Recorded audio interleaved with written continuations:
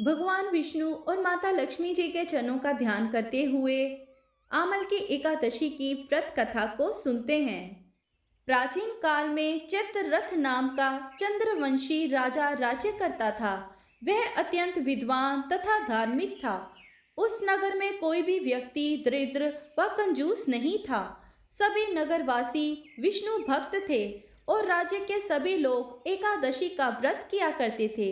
एक समय फागुन मास के शुक्ल पक्ष की आमल की एकादशी आई। उस दिन राजा, प्रजा तथा बाल वृद्ध सबने हर्ष पूर्वक व्रत किया। राजा अपनी प्रजा के साथ मंदिर में जाकर पूर्ण कुंभ स्थापित करके धूप दीप नवेद पंचरत्न आदि से दात्री आंवला का पूजन करने लगा और इस प्रकार स्तुति करने लगा। हे दात्री, तुम ब्रह्म स्वरूप हो। तुम ब्रह्मा जी द्वारा उत्पन्न हुई हो और समस्त पापों का नाश करने वाली हो। तुमको नमस्कार है। अब तुम मेरा अर्घ्य स्वीकार करो। तुम श्री रामचंद्र जी द्वारा सम्मानित हो। मैं आपकी प्रार्थना करता हूँ, अतः आप मेरे समस्त पापों का नाश करो। उस मंदिर में सबने रात्रि को जागरण किया। रात के समय वहां एक बहेलिया आया जो अत्यंत पापी और दुराचारी था। वह अपने कुटुंब का पालन जीव हत्या करके किया करता था। भूख और प्यास से अत्यंत व्याकुल वह बहेलिया इस जागरण को देखने के लिए मंदिर के एक कोने में बैठ गया और विष्णु भगवान तथा एकादशी महात्म्य की कथा सुनने लगा। इस प्रकार अन्य मनुष्यों की भांति उसने भी सारी रात जागकर बिता दी। प्रातः काल होते ही सब लोग अपने घर चले गए तो बहेलिया भी अपने घर चला गया। घर जाकर उसने भोजन किया। कुछ समय बीतने के पश्चात उस बहेलिये की मृत्यु हो गई। मगर उस आमल की एकादशी के व्रत तथा जागरण से उसने राजा विदुरथ के घर जन्म लिया और उसका नाम वसुरथ रखा गया। युवा होने पर वह चतुरंगनी सेना के सहित तथा धन्य धान्य से युक्त होकर 10,000 ग्रामों का पालन करने लगा।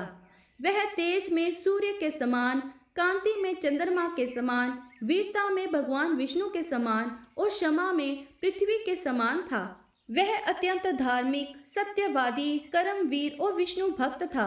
वह प्रजा का समान भाव से पालन करता था।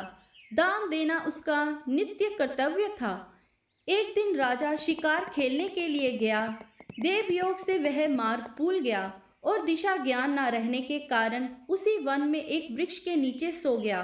थोड़ी ही देर बाद पहाड़ी मलेच्छ वहां पर आ गए और राजा को अकेला देखकर मारो मारो शब्द करते हुए राजा की ओर दौड़े। मलेच्छ कहने लगे कि इसी दुष्ट राजा ने हमारे माता पिता, पुत्र पौत्र आदि अनेक संबंधियों को मारा है तथा देश से निकाल दिया है, अतः इसको अवश्य मारना चाहिए। ऐसा कहकर वह मलेच्छ उस राजा को मारने दौड़े और अनेक प्रकार के अस्त्र शस्त्र उसके ऊपर फेंके। वह सब अस्त्र शस्त्र राजा के शरीर पर गिरते ही नष्ट हो जाते और उनका वार पुष्प के समान प्रतीत होता। अब उन मलेच्छों के अस्त्र शस्त्र उल्टा उन्हीं पर प्रहार करने लगे, जिससे वह मूर्छित होकर गिरने लगे। उसी समय राजा के शरीर से एक दिव्य स्त्री उत्पन्न हुई। वह स्त्री अत्यंत सुंदर होते हुए भी उसकी भृगुटी टेढ़ी थी। उसकी आंखों से लाल लाल अग्नि निकल रही थी, जिससे वह दूसरे काल के समान प्रतीत होती थी। वह स्त्री मलेच्छों को मारने दौड़ी और थोड़ी ही देर में उसने सब मलेच्छों को काल के गाल में पहुंचा दिया।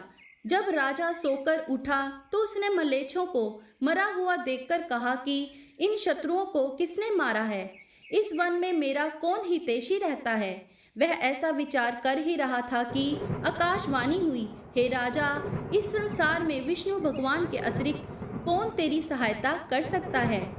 इस आकाशवाणी को सुनकर राजा अपने राज्य में आ गया और सुखपूर्वक राज्य करने लगा। जो मनुष्य इस आमल की एकादशी का व्रत करते हैं वह प्रत्येक कार्य में सफल होते हैं और अंत में विष्णु लोक को जाते हैं। पुष्य नक्षत्र के दिन आने वाली यह एकादशी बहुत ही पुण्यदायिनी है तथा इसका व्रत करने वालों के जन्म जन्मांतर के पाप नष्ट हो जाते हैं। यहीं पर आमल की एकादशी की व्रत कथा समाप्त हुई। बोलिए विष्णु भगवान लक्ष्मी माता की जय। आप आप सबका दिन शुभ रहे। धन्यवाद।